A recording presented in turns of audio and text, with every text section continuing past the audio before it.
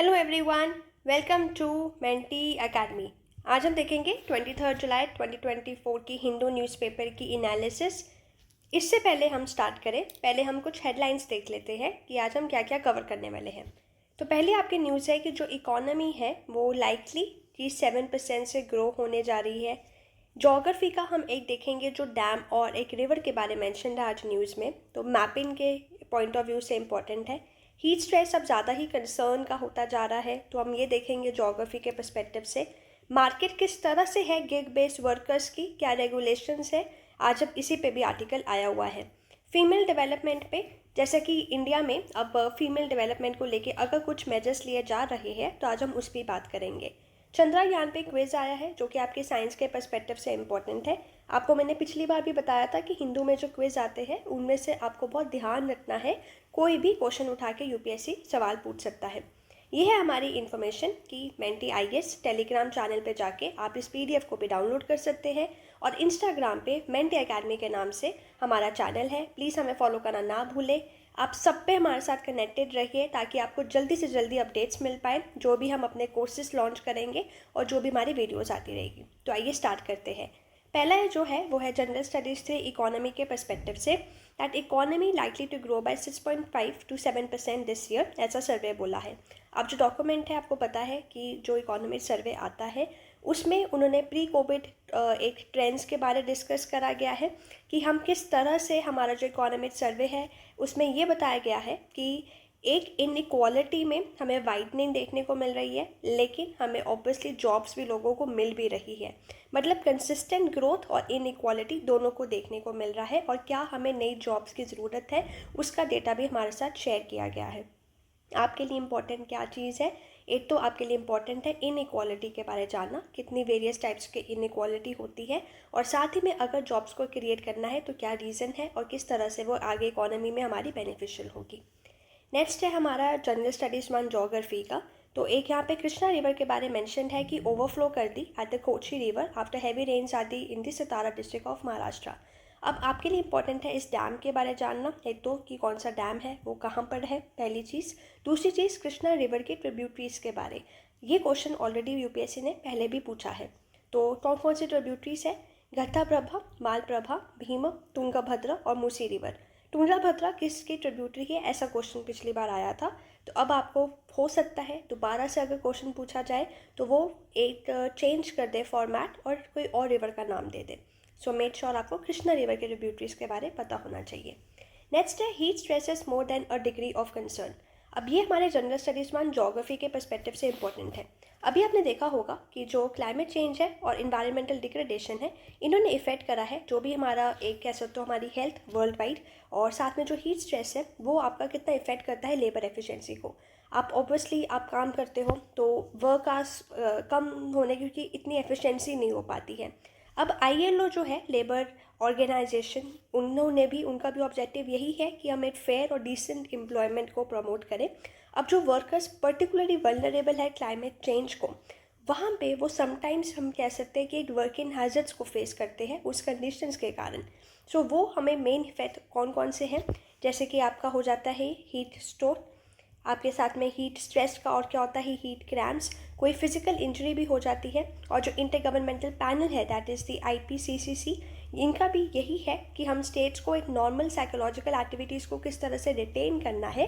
तो हमारा बहुत इंपॉर्टेंट है कि हम अपना जो कोर बॉडी टेम्परेचर है उसको हम अपना मेंटेन करें ऑफ रफली दैट इज़ 37 डिग्री सेल्सियस। अब ये कुछ आईएलओ फाइंडिंग्स की बात हुई है और इसका इम्पैक्ट इंडिया में भी आएगा, क्योंकि इंडिया में भी बहुत ज़्यादा आप इंक्रीज़ देखने को मिल रहा है टेम्परेचर्स में एनुअली।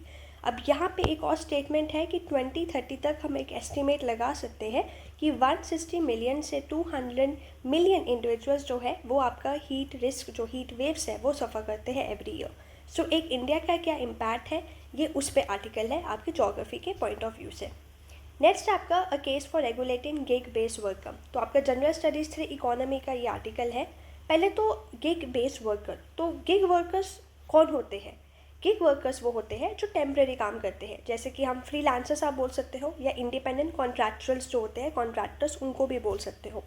अब यहाँ पे बात क्या हो रही है कि जो कर्नाटका है, कर्नाटका का एक बिल इंट्रोड्यूस किया गया है जहाँ पे फेयर कॉन्ट्रैक्ट और जो इनकम सिक्योरिटी प्लेटफॉर्म है इन वर्कर्स की, उनको मेंटेन करना है, ये बात हुई है। अब ये प्रोविज़न ऑब्वियसली स्ट्रेंथन कर रही है जो हम इन वर्कर्स की बात कर रहे हैं at the same time which are not considered as employees, लेकिन उनको फ्रीडम भी नहीं मिल पाता जो एक्चुअली एक फ्लेक्सिबिलिटी मिलती है बाकी वर्कर्स को। तो ये उसी पर बात हुई है कि ये केस एक तो कैसे बिल आया है। अब इसका एक फ्लेक्सिबिलिटी देखने को हमें मिलेगा कि जो लोग इस काम में हैं वो किस तरह से और फ्लेक्सिबल अरेंजमेंट्स अपना एंजॉय कर सकते हैं।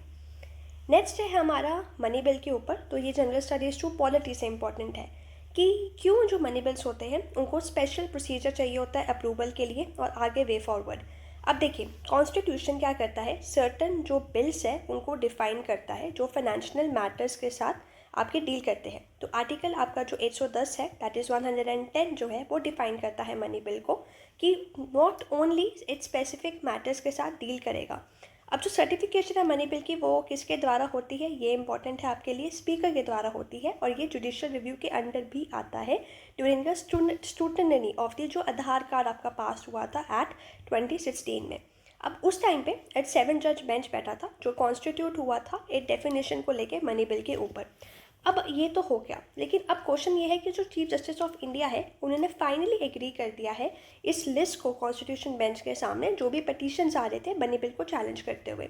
अब मनी बिल्स क्या होते हैं, जैसे कि मैंने बताया आर्टिकल जो 110 है वो डिफाइन करता है मनी बिल को कि वही प्रोविजंस जो आपकी स्पेसिफिक मैटर्स के साथ है, कौन कौन से, टैक्सेशन बोरोइंग हो गया आपका जो गवर्नमेंट बोरो करती है, आपकी जो कस्टडी है कंसोलिडेटेड फंड की, कंटिजेंसी फंड की, और जो अपने पैसे विड्रॉ करवाते हो आप अपना सारे फंड से, वो सारा आपका मनी बिल में आता है। अब प्रोसीजर क्या होता है कि एज पर आर्टिकल 109 जो मनी बिल है वो आपका सिर्फ लोकसभा में इंट्रोड्यूस होगा, उसके बाद ही ये राज्यसभा को दिया जाता है। राज्यसभा के पास भी अगर 14 डेज होते हैं कि उनको रिकमेंडेशन एक्सेप्ट नहीं एक्सेप्ट करनी, जो भी है वो आपको 14 डेज में बताना होता है जो भी फाइनेंशियल मैटर के साथ होता है। अब यहाँ पे इम्पॉर्टेंट ये है कि कॉन्स्टिट्यूशन तो स्पेशल प्रोसीजर को अलाउ कर रहा है, लेकिन अब यहाँ पे इसका ओरिजिन कहाँ पे हुआ, ये क्वेश्चन यूपीएससी पूछ सकता है। तो इसका ओरिजिन हुआ था यूके में 1911 में, जब वहाँ पे एक बजट को कर्टेल किया गया तो वहाँ पे हाउस ऑफ कॉमन्स ने ये पास किया। सो ये थी एक हिस्ट्री, क्या केस हुआ है, मनी बिल क्या आर्टिकल है, कौन इसको डिफाइन करता है, कहाँ किस में डिफाइन होता है, ये आपके लिए इंपॉर्टेंट है। नेक्स्ट है जनरल स्टडीज से इकोनॉमी से, that India has shifted to women led development. तो फीमेल लेबर फोर्स पार्टिसिपेशन जो रेट है वो इंक्रीज देखने को मिल रहा है। एक बहुत ही अच्छा कंसोलिडेशन एक ग्राफ हमें दिया गया है इकोनॉमिक सर्वे में कि जो रूरल वेमेन है किस तरह से फीमेल लेबर पार्टिसिपेशन में इंक्रीज देखने को मिल रहा है। सो मेक श्योर कि आप जनरल स्टडीज़ 3 में अपना ये ग्राफ बनाना ना भूलें, आज ही अपने पेन और पेपर उठाएं और नोट्स में इसको ऐड कर लें। अब हम ये इंडिया का हम एक ग्राफ ये देख रहे हैं कि कैसे जो विमेन डेवलपमेंट है वो विमेन लेड डेवलपमेंट हो रहा है।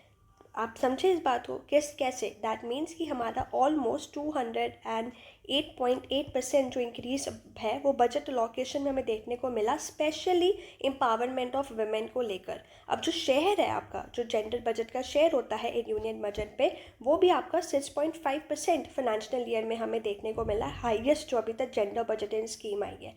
सो ये जो चीज़ें हैं, ये छोटी छोटी चीज़ें हैं जो आपको आंसर्स में लिखनी है, जो आपको मार्क्स दिलवाएगी मेंस में। नेक्स्ट है हमारा साइंस के पर्सपेक्टिव से, जो चंद्रयान का क्विज में बात कर रही थी। तो ये क्रेटर है मून पे जिसका नाम रखा गया है इटालियन एस्ट्रोनॉमर के बाद। किसका बात हो रही है, ये हो रही है कार्लो एंटोनियो मैंजेनी की। चंद्रयान 1 ने डिस्कवर करा water ice on the moon surface with the moon impact probe and the instrument. अभी यहाँ पे कौन सी ये किसने मतलब इंस्ट्रूमेंट की बात हो रही है, मून मिनोलॉजी मैपर।